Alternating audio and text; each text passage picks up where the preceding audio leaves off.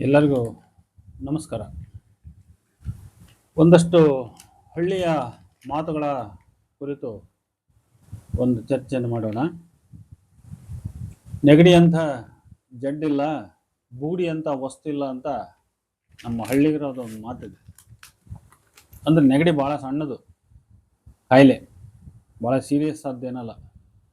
ಆದರೆ ಅದು ಸುಲಭವಾಗಿ ಮಿನಿಮಮ್ ಒಂದು 15 ದಿವಸ ಇಲ್ಲದೆ ಅದು ನಮ್ಮಿಂದ ಹೋಗಲ್ಲ. ಆಮೇಲೆ ಅದು ನಮ್ಮನ್ನು ಬಹಳಷ್ಟು ಬಾಧಿಸದೆ ಬಿಡಲ್ಲ ಅದು.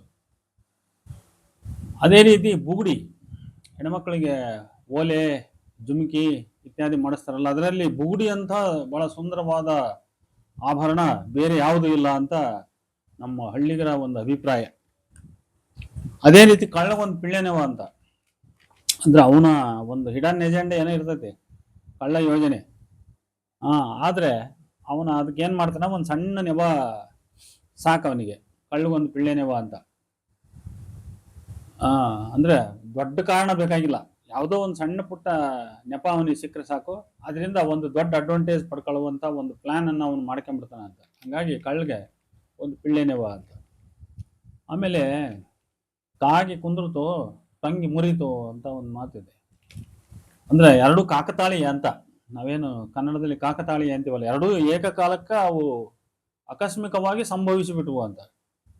ಕಾಗಿನ ಬಂದು ಕುಂದ್ರತು, ಟೊಂಗಿನ ಮುರಿತು, ಅದನ್ನ ಹೆಂಗ್ ಬೇಕಾದ್ರೆ ಅರ್ಥ ಮಾಡಿಬಿಡ್ಬೋದು. ಕಾಯಿ ಕುಂತದ್ಕ ಟೊಂಗ್ ಮುರಿತು ಅಂತ ಹೇಳ್ಬೋದು. ಹಂಗೆ ಕಾಯಿ ಕುಂದ್ರತು ಟೊಂಗ್ ಮುರಿತು ಅಂತ. ಆಮೇಲೆ ಬೋರ್ಡದಲ್ಲಿ ಗಂಟು ಹಾಕೋಣ ಅಂತ ಮಾತಾಡ್ತಾರೆ. ಅಂದ್ರೆ ಒಬ್ಬ ವ್ಯಕ್ತಿ ಬಹಳ ಚಾಣಾಕ್ಷ ಇರ್ತಾನ, ಅವನು ತನಗೆ ಏನು ಅಡ್ವಾಂಟೇಜ್ ತಗೋಬೇಕು ಅದನ್ನ ಆ ರೀತಿ ಬಹಳ ಜಾಣತನದಿಂದ, ಅಂದ್ರೆ ಬೋರ್ಡದಲ್ಲಿ ಗಂಟು ಹಾಕೋದು ಅಂತ ಹೇಳಿದ್ರೆ ಅವ್ರಿಗೆ ಒರೆಸ್ಬಿಡೋದು. ಇಬ್ರು ವ್ಯಕ್ತಿಗಳನ್ನ ತನ್ನ ಉಪಯೋಗಕ್ಕೆ ಹೇಗೆ ಬೇಕೋ ಹಾಗೆ ಮಣಿಸಿ ತನ್ನ ಬೇಳೆ ಬೇಯಿಸ್ಕೊಂಡ್ಬಿಡೋದು ಅಂತಾರಲ್ಲ, ಹಂಗೆ ಬೋರ್ಡದಲ್ಲಿ ಗಂಟು ಹಾಕೋದಂತ. ಆಮೇಲೆ ಸಂಧ್ಯಾಗ ಸಮಾರಾಧನೆ ಮಾಡೋದಂತ. ಸಂಧ್ಯಾಗ ಸಮಾರಾಧನೆ ಅಂದ್ರೆ ಯಾರೋ ಏನೋ ಮಾಡ್ತಿರ್ತಾರೆ, ಯಾರೋ ಏನೋ ಮಾಡ್ತಾ ಇರುವಾಗ ಅದರಲ್ಲಿ ನಮ್ಮ ಸ್ವಾರ್ಥ ನಾವು ಈಡೇರಿಸ್ಕೊಂಡ್ಬಿಡೋದು, ಅದಕ್ಕೆ ಸಂಧ್ಯಾಗ ಸಮಾರಾಧನೆ ಮಾಡೋದು ಅಂತ. ಆಮೇಲೆ ಮನೆ ಇಲ್ದನಿಗೆ ಮಾನ ಇಲ್ಲ ಅನ್ನೋ ಮಾತಿದೆ. ಅಂದ್ರೆ ಯಾವಾಗಲೂ ನಮಗೆ ನಮ್ಮದೇ ಆದ ಸ್ವಂತ ಮನೆ ಇದ್ರೆ ನಮಗೆ ಮರ್ಯಾದೆ, ನಾವು ಮರ್ಯಾದೆಯಿಂದ ಜೀವನ ಮಾಡ್ಬೋದು. ಬಾಡಿಗೆ ಮನೆ ಯಾವತ್ತೂ ನಮಗೆ ಮರ್ಯಾದೆಯನ್ನು ತಂದು ಕೊಡಲ್ಲ. ಅವನು ಯಾವತ್ತಾದ್ರೂ ಬಂದು ನಮ್ಮನ್ನು ಬಿಟ್ಬಿಡು ಅಂದು ಸಾಮಾನೆಲ್ಲ ಬೀದಿಗೆ ಎಸ್ಬಿಡ್ಬೋದು. ಹಾಗಾಗಿ ಮನೆ ಇಲ್ದವರಿಗೆ ಮಾನ ಇಲ್ಲ ಅಂತ. ಅದೇ ರೀತಿ ಎತ್ತಿಲ್ದರೆ ಎದೆ ಇಲ್ಲ ಅಂತಾರೆ, ರೈತರು ಮಾತಿದ್ರು. ಯಾವ ರೈತನಿಗೆ ಎತ್ತುಗಳಿಲ್ವೋ ಅವನಿಗೆ ಎದೆ ಇಲ್ಲ ಅಂತ, ಅಂದ್ರೆ ಅವನಿಗೆ ಸ್ವಂತ ಶಕ್ತಿ ಇಲ್ಲ ಅಂತ. ಒಬ್ಬ ರೈತ ಸ್ವಾವಲಂಬಿಯಾಗಿ ಬದುಕಬೇಕಾದ್ರೆ ಅವನಿಗೆ ಅವನವೇ ಆದ ಜೋಡುಗಳು, ಅವನವೇ ಆದ ಎತ್ತುಗಳು ಅವನಿಗೆ ಇರಬೇಕು. ಎತ್ತಿಲ್ದೆ ಹೋದ್ರೆ ಅವನಿಗೆ ಸ್ವಂತ ಶಕ್ತಿ ಇಲ್ಲ ಅಂತ. ಅದಕ್ಕೆ ಎತ್ತಿಲ್ದವನಿಗೆ ಎದೆ ಇಲ್ಲ ಅಂತ. ರಾಮರಾಜ್ಯ ಆಳಿದ್ರು ರಾಗಿ ಬೀಸೋದು ತಪ್ಪಲಿಲ್ಲ ಅಂತ. ಅಂದ್ರೆ ಇದು ರಾಜಕೀಯಕ್ಕೆ ಜನಸಾಮಾನ್ಯರ ಒಂದು ಮನೋಧರ್ಮ. ಅಂದ್ರೆ ರಾಜಕಾರಣ ಅದು ನಡೀತಿರ್ತದೆ, ಅದರ ಪಾಡಿಗದು, ಅದು ವ್ಯವಸ್ಥೆ. ಆದ್ರೆ ಅದು ಏನಾರೇ ಆಗಲಿ, ಯಾವನಾದ್ರೂ ರಾಜ್ಯ ಆಳಲಿ, ಯಾವ ಆಡಳಿತವಾದ್ರೂ ಬಂದೋಗ್ಲಿ, ಇವತ್ತು ಆಧುನಿಕ ಕಾಲದಲ್ಲಿ BJP ಆದ್ರೂ ಆಳಲಿ, ಕಾಂಗ್ರೆಸ್ ಆದ್ರೂ ಆಳಲಿ, ಆದ್ರೆ ಜನಸಾಮಾನ್ಯರಿಗೆ ಅವರವ್ರ ಬದುಕು, ಅವರವ್ರ ಜೀವನ, ಅವರವ್ರ ವೃತ್ತಿ ಮಾಡ್ಕೊಂಡು ಹೋಗೋದೇನು ತಪ್ಪಲ್ಲ. ಹಂಗೆ ರಾಮ ರಾಜ್ಯ ಆಳಿದ್ರು ರಾಗಿ ಬೀಸೋದು ತಪ್ಪಲಿಲ್ಲ ಅಂತ. ಅಂದ್ರೆ ನಮ್ಮ ಬದುಕಿನ ಕಷ್ಟಗಳು ನಮ್ಗೆ ಇದ್ದೇ ಇರ್ತವೆ ಅಂತ. ಆಮೇಲೆ ಕಿವುಡ ಕಿಚಡಿ ಬೇಡಿದ್ರೆ ಗೌಡ ಹಚ್ಚಡ ಬೇಡಿದ್ನಂತ. ಇದು ಕಿವುಡ್ಗೂ ಗೌಡ್ಗೂ ಇರೋ ಒಂದು ಕಾಂಬಿನೇಷನ್. ಕಿವುಡ ಅವನಿಗೆ ಭಾಷೆ ಅರ್ಥ ಆಗಲ್ಲ, ಹೌದು, ಕಿವುಡ್ ಕಿಚಡಿ ಬೇಡ್ದ, ಇವನ್ ಗೌಡ್ ತಗೊಂಡೋಗಿ ಹಚ್ಚಡ ಕೊಟ್ಟನೇನೋ ಅಂತ. ಆಮೇಲೆ ಕುಣಿಲಾರ್ದವಳು ನೆಲ ಸೊಟ್ಟೈತೆ ಅಂತ ಅಂದ್ಲಂತೆ. ಅಂದ್ರೆ ಅವನಿಗೆ ಶಕ್ತಿ ಸಾಮರ್ಥ್ಯ ಏನು ಇರಲ್ಲ, ಆದ್ರೆ ಆ ಒಂದು ನೆವ ಹೇಳ್ತಿರ್ತಾನ ಅವನು ಅಷ್ಟೇ. ಈ ಕಳಗೊಂದು ಪಿಳ್ಳೆ ನೆವ ಅಂದ್ವಲ್ಲ ಆ ಥರ. ಅವನಿಗೆ ಸರಿಯಾದ ರೀತಿಯಲ್ಲಿ ತನ್ನ ಕಾರ್ಯಕ್ಷಮತೆ, ತನ್ನ ಸಾಮರ್ಥ್ಯ, ತನ್ನ ಕೌಶಲ್ಯ ಉಪಯೋಗಿಸಿ ಕೆಲಸ ಮಾಡ್ತಕ್ಕಂಥ ನೈಪುಣ್ಯತೆ ಅವನಿಗೆ ಇರೋದಿಲ್ಲ. ಆದ್ರೆ ಅವನು ಯಾವುದೋ ಒಂದು ನೆವ ಹೇಳ್ತಿರ್ತಾನೆ, ಅದು ಹಂಗೈತೆ, ಅದಕ್ಕೆ ಹಿಂಗಾತು, ಇದು ಹಿಂಗೈತೆ, ಅದಕ್ಕೆ ಹಿಂಗಾತು, ಹಿಂಗಾಗಿ ನನಗೆ ಮಾಡೋಕ್ಕಾಗ್ತಿಲ್ಲ ಅಂತ ಹೇಳ್ತಿರ್ತಾನೆ ಅವನು. ಅದಕ್ಕೆ ಕುಣಿಲಾರ್ದವಳು ನೆಲ ಸೊಟ್ಟೈತೆ ಅನ್ನೋದ್ಲಂತೆ ಅಂತ. ಆಮೇಲೆ ಕುಟ್ಲಾರ್ದವಳು ಊಬಿ ನೋಡಿದ್ಲಂತೆ ಅಂತ. ಯಾರೋ ಹೆಣ್ಮಗಳನ್ನ ಪುಟ್ಟ ಕುಂದಿಸಿದ್ರು, ಅಕ್ಕಿ ಕುಟ್ಟಕ್ಕೋ ತೌಡು ಕುಟ್ಟಕ್ಕೋ ಅಥವಾ ಇನ್ನೊಂದು ಯಾವುದೋ. ಆಕೆ ಹಗಲೆಲ್ಲ ಊಬಿ ನೋಡಕ್ಕೆ ಅಂದ್ರೆ ಅರ್ಥ, ಆಕೆ ಶ್ರದ್ಧೆಯಿಂದ ನಿರಂತರವಾಗಿ ಕೆಲಸಕ್ಕೆ ನಿಷ್ಠಳಾಗಿ ಮಾಡ್ತಕ್ಕಂಥ ಇದಿಲ್ಲ. ಯಾವಾಗ ಆದೀತೋ ಈ ಕೆಲಸ ಅಂತ, ಕೆಲಸದ ಮೇಲೆ ಆಲಸ್ಯ, ದಾರಿದ್ರ್ಯತನ, ಯಾಕಾದ್ರೂ ಈ ಕೆಲಸ ನನಗೆ ಹಚ್ಚಿದಾರೋ ಅನ್ನುವಂಥ ಮನಸ್ಸು. ಹಂಗಾಗಿ ಹಗಲೆಲ್ಲ ಎರಡೆರಡು ಕುಟ್ಟೋದು, ಮತ್ತೆ ತಗೊಂಡು ಸಣ್ಣ ಕಾದು ಏನೋ ಇಲ್ಲ ಅಂತೇಳಿ ಊಬಿ ತೌಡು ಬಂತ ಇಲ್ಲ ಅಂತ ಊಬಿ ನೋಡೋದು ಅಂತ. ಹಂಗೆ ಕುಟ್ಲಾರ್ದವಳು ಊಬಿ ನೋಡಿದ್ಲು ಅಂತ.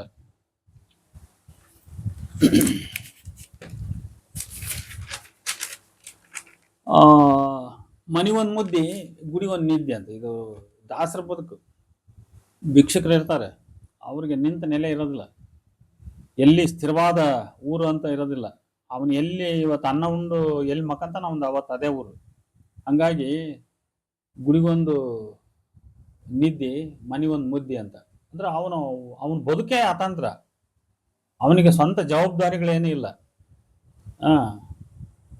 ತನಗೆ ಸ್ವಂತ ಜವಾಬ್ದಾರಿ ಅನ್ನೋದೇ ಏನಿಲ್ಲ, ಯಾರದೋ ಮೇಲೆ ಅವಲಂಬಿಸಿದ ಜೀವನ ಒಂದು.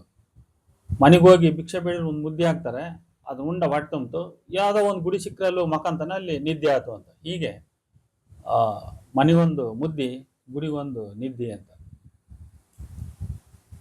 ಆಮೇಲೆ ನೀರಿಲ್ದಾಗ ಕುತ್ತಿಗೆ ಕೊಯ್ದಿದ್ರಂತ ಕೆಲವರು, ಅಷ್ಟು ಕ್ರೂರಿಗಳಂತ. ಅಂದ್ರೆ ನೀರಿತ್ತ ಕೊಯ್ದ್ರೆ ಅವನು ಕೊರಳಾದ್ರೂ ಕೊಯ್ಸ್ಕೊಳ್ಳುವ ತಣ್ಣಗಿರ್ತೈತಿ ಅಂತ. ಆದ್ರೆ ನೀರಿಲ್ತ ಕುತ್ತಿಗೆ ಕೊಯ್ಯಂದ್ರೆ ಅಷ್ಟು ಮಹಾ ಕ್ರೂರಿಗಳವರು ಅಂತ. ಆಮೇಲೆ ಕೂಸು ಹುಟ್ಟೋದಕ್ಕೆ ಮೊದ್ಲೇ ಕುಲಾಯಿ ಹೊಲಿಸಿದ್ರಂತ ಕೆಲವರು. ಅಲ್ಲ ಮೊದ್ಲು ಮಾತಾಡ್ತಿರ್ತಾರೆ, ಯಾವುದೋ ಒಂದು ಇನ್ನೂ ಸರಿಯಾಗಿ ಅದು ಆಗ್ತಾ ಇರಲ್ಲ, ಅದಕ್ಕೆ ಇನ್ನೂ ಏನೋ ಎಷ್ಟೋ ಕಾಲ ಬೇಕು. ಆದ್ರೆ ಅವ್ರಿಗೆ ಮಾತ್ರ ತಾಳ್ಮೆ ಇರಲ್ಲ. ಮೊದಲೇ ಅವರು ಹಾಕ್ತಲೇ ಇರ್ತಾರೆ, ಕಲ್ಪನೆಗಳನ್ನು ಕಟ್ತಲೇ ಇರ್ತಾರೆ, ಬೆಳೆಸ್ತಲೇ ಇರ್ತಾರೆ. ಹಂಗಾಗಿ ಕೂಸು ಹುಟ್ಟೋದಕ್ಕಿಂತ ಮೊದಲೇ ಕುಲಾಯಿ ಹೊಲಿಸಿದ್ರಂತ. ಆಮೇಲೆ ತೋಳ ಹಾಳಬಾವಿಗೆ ಬಿದ್ದರೆ ಹಳೆಗೊಂದು ಕಲ್ಲು ಅಂತ ಗೊತ್ತು ನಿಮಗೆ. ಯಾರಾದ್ರೂ ಒಬ್ಬ ವ್ಯಕ್ತಿ ಏನಾದ್ರೂ ಅವನು ತೊಂದರೆಗೀಡಾಗಿ ಅವನು ಬಿದ್ದ ಅಂದ್ರೆ ನೋಡ್ರಿ, ಯಾರು ಹೊಗಳ್ತಿರ್ತಾರ ಅವ್ರೆಲ್ಲ ಒಳಗ್ ಚಾಲು ಮಾಡ್ತಾರೆ. ಯಾರು ಅವನನ್ನ ಹೊಗಳಿ ಅವನನ್ನ ಉಬ್ಬಿಸಿ ಅವನಿಂದ ಅಡ್ವಾಂಟೇಜ್ ಪಡ್ಕೊಂಡು ಜೀವನ ಮಾಡ್ತಿರ್ತಾರ, ಅಂತ ಜನವೇ ಅವನಿಗೆ ಉಗಳಕ್ ಶುರು ಮಾಡ್ತಾರೆ, ಅವನ್ನ ಟೀಕಿಸ್ಲಿಕ್ಕೆ, ಅವನು ಖಂಡಿಸ್ಲಿಕ್ಕೆ, ಅವ್ನು ಬೈಲಿಕ್ಕೆ ಶುರು ಮಾಡ್ತಾರೆ. ಹಾಗಾಗಿ ಎಲ್ಲರೂ ಗುದ್ದುವಾಗ ನಂದು ಒಂದು ಗುದ್ದು ಇರ್ಲಿ ಅಂತ ಗುದ್ದೋರು ಇರ್ತಾರೆ. ಅದಕ್ಕೆ ತೋಳ ಹಾಳಬಾವಿ ಬಿದ್ರೆ ಹಾಳಿಗೊಂದು ಕಲ್ಲು ಅಂತಂದು, ಹಾಳಿಗೊಂದು ಕಲ್ಲು ಅಂತ. ಬಲಾತ್ಕಾರ ಇಲ್ದಾಗ ಬದನೆಕಾಯಿ ದೇವಾಗಿತ್ತಂತೆ. ಈಗ ನಮಗೆ ನಮ್ಮದೇ ಆದ ಒಂದು ಫಾರ್ಚೂನ್ ಅನ್ನೋದು ಇರ್ತೈತಿ. ಆ ಫಾರ್ಚೂನ್ ಇದ್ದಾಗ ಎಲ್ಲ ನಡೀತಾ ಇರ್ತೈತಿ. ಆದ್ರೆ ಅಂಥದ್ದೊಂದು ಅದೃಷ್ಟ, ಅಂಥದ್ದೊಂದು ಹಣೆ ಬರಹ ಅಥವಾ ಅಂಥದ್ದೊಂದು ಅವಕಾಶ ನಮ್ಗೆ ಅದು ಕೈ ತಪ್ಪಿಬಿಟ್ರೆ ಅವಾಗ ಅದು ಬದನೆಕಾಯಿನೇ ದೇವಾಗಿಬಿಡ್ತೈತೆ ಅಂತ. ಬೇರೆ ಯಾವುದು ಬಂದು ದೇವಾಗಬೇಕಾಗಿಲ್ಲ. ಬಲಾತ್ಕಾರ ಇಲ್ದಾಗ ಬದನೆಕಾಯಿ ದೇವಾಗಿತ್ತು ಅಂತ. ಆಮೇಲೆ ಉಗುರಿಲ್ ಹೋಗೋದಕ್ಕೆ ಕೊಡ್ಲಿ ತಗೊಂಡಿದ್ರಂತ. ಅಂದ್ರೆ ಸಣ್ಣ ಸಮಸ್ಯೆ ಇರ್ತೈತೆ, ಯಾವುದೋ ಒಂದು ಸಣ್ಣ ಸಮಸ್ಯೆನ ದೊಡ್ಡದು ಮಾಡಿ ಅದಕ್ಕೆ ಬಹಳ ದೊಡ್ಡ ಶಕ್ತಿ ಸಮಯ ವ್ಯರ್ಥ ಮಾಡ್ತಕ್ಕಂಥ ಜನಗಳು ಇರ್ತಾರಲ್ಲ, ಅಂತರನ್ನ ನೋಡಿ ಹುಟ್ಟಿರ್ತಕ್ಕಂಥ ಮಾತಿದು. ಉಗುರಿಲ್ ಹೋಗೋದಕ್ಕೆ ಕೊಡ್ಲಿ ತಗೊಂಡಿದ್ರು ಅಂತ ಹೇಳ್ಬಿಟ್ಟು. ಆಮೇಲೆ ದಂಡಿನಾಗ ಸ್ವಾದ್ರ ಮಾವ್ಯಾರ ಅಂತ. ಅಂದ್ರೆ ಯಾವುದೋ ಒಂದು ಬೀಗ್ರ ಮನೆ ಅಂತ ತಿಳ್ಕೊಳ್ಳೋಣ, ಆ ಮನೆಗೆ ನಾವ ಸ್ವಾದ್ರ ಮಾವ. ಅಲ್ಲಿ ಒಂದು ಮದುವೆ ಸಮಾರಂಭ ಏನೋ ಬಹಳ ದೊಡ್ಡದಾಗಿ ನಡೆದಿರ್ತೈತಪ್ಪ. ನಡೆದಂಥ ಹೊತ್ತಿನಲ್ಲಿ ನನ್ನ ವಿಶೇಷವಾಗಿ ಅವ್ರು ನನ್ನ ಟ್ರೀಟ್ ಮಾಡಬೇಕು, ನನ್ನ ಗಮನಿಸ್ಬೇಕಂತ ನಾವು ನಿರೀಕ್ಷೆ ಮಾಡಬಾರ್ದು. ಯಾಕಂದ್ರೆ ಬಂದ ಜನಗಳನ್ನ ನಿಭಾಯಿಸೋದೇ ಅಲ್ಲಿ ಕಷ್ಟ ಆಗಿ ಹೋಗಿರ್ತೈತಿ. ಆದ್ರೆ ಆ ರೀತಿ ನಾವೇನಾದ್ರೂ ಎಕ್ಸ್ಪೆಕ್ಟ್ ಮಾಡಿದ್ರೆ ಅದು ಅಪಹಾಸ್ಯದ ಸಂಗತಿ. ಅದಕ್ಕೆ ದಂಡಿನಾಗ ಸ್ವಾದ್ರ ಮಾವ ಯಾರಂತ. ದಂಡಿನಾಗ ಸ್ವಾದ್ರ ಮಾವನ್ನ ಅಂತೇಳಿ ನಾವು ವಿಶೇಷವಾಗಿ ಟ್ರೀಟ್ ಮಾಡಕ್ಕೆ ಗೌರವಿಸಕ್ಕಾಗಲ್ಲ. ಅಲ್ಲಿ ಅಷ್ಟು ವ್ಯವಧಾನ ಇರಲ್ಲ. ಅಲ್ಲಿ ಹೆಂಗೋ ಅದು ನಡೀತಾ ಇರ್ತದೆ. ಅದು ಅಲ್ಲಿ ಇದ್ದದ್ದನ್ನು ನಾವು ಸುಧಾರಿಸ್ಕೋಬೇಕು. ಅದಕ್ಕೆ ದಂಡಿನಾಗ ಸ್ವಾದ್ರ ಮಾವ ಯಾರು ಅಂತ. ಆಮೇಲೆ ಇಲ್ದೊಗ್ಗಿ ಬೆಳೆದಾಲು ಅಂತ. ಇದು ಒಂಥರ ಏನ್ ಮಾಡಿದ್ರಿ ಊಟಕ್ಕೆ ಅಂತ ಹೇಳಿದ್ರೆ ವ್ಯಂಗ್ಯವಾದ ಮಾತಿದು ನೋಡಿ. ಎರಡು ನೆಗೆಟಿವ್ ಅವು. ಇಲ್ಲದುಗ್ಗಿ ಅಂದ್ರೆ ಉಗ್ಗಿನ ಇಲ್ಲ ಅಲ್ಲಿ, ಅವೇ ಇಲ್ಲದುಗ್ಗಿಗೆ ಬೆಳೆದಾಲು ಮಾಡಿದ್ರು ಅಂತ. ಇಲ್ದುಗ್ಗಿ ಬೆಳೆದಾಲು ಅಂತ. ಅರಸನ ಅಂಕಿಲ್ಲ, ದೇವನ ಕಾಟಿಲ್ಲ ಅಂತ. ಈ ಕೆಲವರು ಅತ್ತೆಗಳು ಸ್ವಸ್ತ್ರಿಗೆ ಬೈತಾ ಇರ್ತಾರೆ. ಎಂತ ಸ್ವಸ್ತ್ರಿಗೆ ಅಂದ್ರೆ ಅತ್ತೆ ಮಾವ ಸತ್ತಾಗ ಹೋಗ್ಬಿಟ್ಟಿರ್ತಾರೆ, ಅಥವಾ ಅವ್ರ ಅತ್ತೆ ಮಾವನಿಂದ ದೂರ ಆಗಿಬಿಟ್ಟಿರ್ತಾರೆ. ಅಂದ್ರೆ ಅವ್ರ ಮೇಲೆ ಯಾರದ ಅಂಕೆ ಹಿಡಿತ ಕಂಟ್ರೋಲ್ ಅಂತಕ್ಕಂಥದ್ದು ಇರಲ್ಲ, ಯಾರ್ದು ಭಯ ಇರಲ್ಲ. ಅಂಥವ್ರಿಗೆ ಬೈತಿರ್ತಾರೆ. ನಿನಗೇನವ ಸ್ವತಂತ್ರವಾಗದಿ, ಯಾರು ಹೇಳಾರಲ್ಲ ಕೇಳಾರಲ್ಲ, ನಿನಗೆ ಅರಸನಂಕಿಲ್ಲ, ದೇವನ್ ಕಾಟಿಲ್ಲ ಅಂತ ಮಾತಾಡ್ತಿರ್ತಾರೆ. ಆಮೇಲೆ ಹಾದ್ರಕ್ಕೆ ಹುಟ್ಟಿದ ಮಕ್ಕಳು ಚಂದ, ಹಲವು ಬೆರಕೆ ಸೊಪ್ಪು ಚಂದ ಅಂತ. ಅಂದ್ರೆ ಹಾದ್ರಕ್ಕೆ ಹುಟ್ಟಿದ ಮಕ್ಕಳು ಚಂದ ಅಂದ್ರೆ ನೋಡ್ರಿ, ಅವು ಒಬ್ಬ ವ್ಯಭಿಚಾರದ ಹೆಣ್ಮಗಳು ಯಾವ್ಯಾವ ಮಕ್ಕಳನ್ನ ಯಾರ್ಯಾರು ಗಡ್ಕಂತ ಗೊತ್ತಿರಲ್ಲ, ಒಬ್ಬೊಬ್ರು ಒಂದೊಂದ್ ಥರ ಇರ್ತಾರೆ.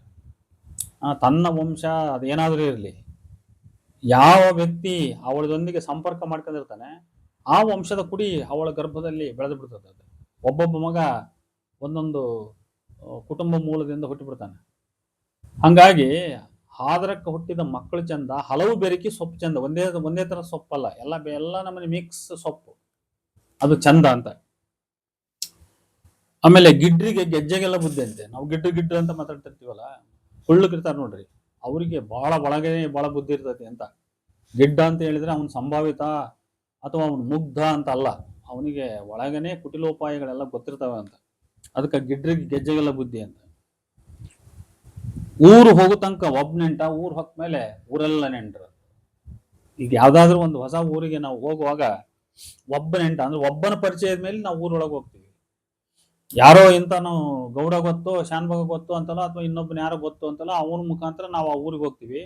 ಊರಿಗೆ ಹೋಗಿ ಅಲ್ಲಿ 1 ವರ್ಷ 2 ವರ್ಷ ನಾವು ಕಾಲ ಹಾಕಿ ಜೀವನ ಮಾಡಿದ ಮೇಲೆ ಊರು ತುಂಬಾ ನಮಗೆ ಬಂಧು ಬಳಗ ಆಗಿಬಿಡ್ತಾರೆ, ಸ್ನೇಹಿತರಾಗಿಬಿಡ್ತಾರೆ. ಹಂಗಾಗಿ ಊರು ಹೋಗೋ ತನಕ ಅಂದ್ರೆ ಊರೊಳಗೆ ನಾವು ಪ್ರವೇಶ ಮಾಡೋ ತನಕ ಒಬ್ಬ ನೆಂಟ, ಊರು ಹೊಕ್ಕ ಮೇಲೆ ಊರೆಲ್ಲ ನೆಂಟ್ರು ಅಂತ. ಗಾಳಿ ಬುದ್ಧಿ ಕೈ ಬ್ಯಾನೆ ಮಾಡ್ಕೊಂಡಿರ್ತಾರಂತ.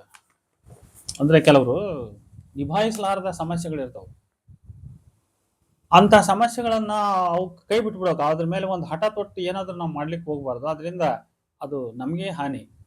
ಅದಕ್ಕೆ ಗಾಳಿ ಬುದ್ಧಿ ಅಂದ್ರೆ ಅದು ನೋಡಿ ಸಿಗ್ಲಾರ್ದು ಅದು ಕೈಗೆ. ಗಾಳಿ ಎಲ್ಲ ಯಾರಿಗಾದ್ರೂ ಕೈ ಸಿಗ್ಲಿಕ್ಕೆ ಸಾಧ್ಯವೇ? ಹೋಗಿ ಅದನ್ನ ಗುದ್ದಕ್ಕೆ ಹೋದ್ರೆ ಇವನ್ ಎಂತ ಹೆಡ್ಡ ಇವನು.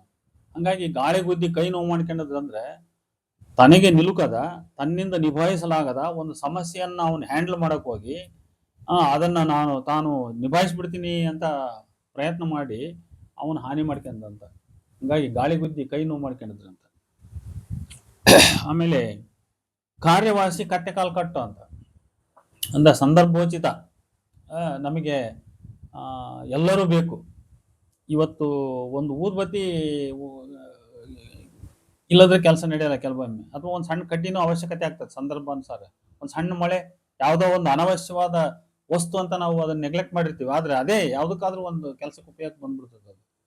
ಹಂಗಿದ್ದಾಗ ನಾವು ಯಾವ್ದೋ ವ್ಯಕ್ತಿಗಳನ್ನ ನಾವು ನಿರ್ಲಕ್ಷ್ಯ ಮಾಡಕ್ ಬರಲ್ಲ. ಒಂದು. ಎರಡನೇದು, ನಮ್ಮ ಸಂದರ್ಭ ಅರ್ಥ ಮಾಡಿಕೊಂಡು ನಾವು ಹೋಗಿ ಅವನೊಬ್ಬ ಕ್ಷುಲ್ಲಕ ವ್ಯಕ್ತಿ ಅಂತ ಹೋಗಿ ಅವನ್ ಹೆಂಗ್ ಮಾತಾಡ್ಸೋದು, ಅಥವಾ ಇವನ್ ಹೆಂಗ್ ಮಾತಾಡ್ಸೋದು, ಅವನ್ಗೆ ಹೆಂಗ್ ನಮಸ್ಕಾರ ಅನ್ನೋದು, ಇವನ್ಗೆ ಹೆಂಗ್ ಈ ರೀತಿ ನಾವು ಬಿಗುಮಾನ ತೋರಿದ್ರೆ ನಮ್ ಕೆಲ್ಸಗಲ್ಲ ಅವಾಗ. ಆದ್ರಿಂದ ನಮ್ಮ ಕೆಲಸ ಆಗ್ತಕ್ಕಂಥದ್ದು ನಮ್ಗೆ ಇಂಪಾರ್ಟೆಂಟ್, ಅವನಿಯ ವ್ಯಕ್ತಿ ಯಾರಾದ್ರೂ ಆಗಿರ್ಲಿ ಏನಾದ್ರೂ ಆಗಿರ್ಲಿ ಅಂತ. ಹಂಗಾಗಿ ಕಾರ್ಯವಾಸಿ ಕಟ್ಟೆ ಕಾಲು ಕಟ್ಟು ಅಂತ. ಇದು ನಮ್ಮ ಕಾರ್ಯ, ನಮ್ಮ ಕೆಲಸ ನಾವು ಸಾಧಿಸ್ಕೋಬೇಕಾದ್ರೆ ಎಂಥದೇ ವ್ಯಕ್ತಿ ಆಗ್ಲಿ ಅವನನ್ನ ಹೋಗಿ ನಾವು ಅಪ್ರೋಚ್ ಮಾಡಬೇಕು, ಅವನನ್ನು ವಿನಂತಿಸಿಕೊಳ್ಬೇಕು, ಅವನಲ್ಲಿ ನಮ್ಮ ಬೇಕು ಬೇಡಿಕೆ ಏನಾದರೂ ಅದನ್ನು ಹೇಳಬೇಕು, ಅವನು ಕನ್ವಿನ್ಸ್ ಮಾಡಿ ಆದಷ್ಟು ನಮಗೆ ಸ್ಪಂದಿಸುವಂತೆ ನಾವು ಯಶಸ್ಸಾಗಬೇಕು ಅಂತ. ನಮಗೇನಪ್ಪ, ನಮ್ಮ ಕೆಲಸ ಆಗೋದು ನಮ್ಗೆ ಮುಖ್ಯವಾದ ಗುರಿಯಾಗಿರ್ಬೇಕು. ಅದಕ್ಕೆ ಕಾರ್ಯವಾಸಿ ಕತ್ತೆ ಕಾಲು ಕಟ್ಟು ಅಂತ ಹೇಳಿರೋದು. ಆಮೇಲೆ ಬೆಂಕಿ ಇಲ್ಲದೆ ಬಗೆಯಾಡಲ್ಲ ಅಂತ ನೋಡಿ.